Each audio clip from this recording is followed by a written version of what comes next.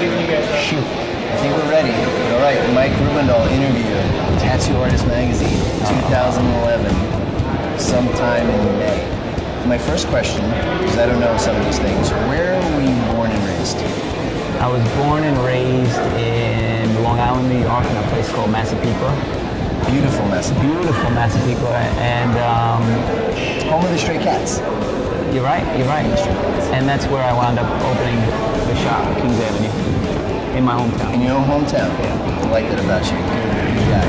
When you were at Da Vinci, did that start your the Japanese thing, or were you doing like regular street shop stuff? I mean, Long Island is, you know, if you're working in a regular shop in Long Island, it's brutal some days. Yeah. I mean, how many, you know, St. Michael's have you done? Yeah, Baby hundreds. footprints. Exactly, right? So, Jazz and yeah. So when were you able to start the Japanese transition? Was it at Da Vinci? Did it start at Da Vinci? Yeah, absolutely. At the time I would do anything that came through the door because it was kind of slow. So I didn't really develop a style till many years later, and I didn't know what direction I wanted to take my art into, you know. And I always felt like I adapted well to Japanese, you know. It lent itself to tattooing, you know. It could stand the test of time. I felt like I could draw it well, better than, you know, biomechanics or the new school stuff. And don't get me wrong, I've tried it all, and I just always felt that I could do this better. And it took years to get the hang of it. I still feel like it's the hardest thing. I just read a thing where Yoshi said that takes like 2 lifetimes or something to get Japanese right. It's got You're not going to be able to do it in one. And we don't even read or write it. Or, So imagine it takes us 4 lifetimes. That was another question I wanted to ask you.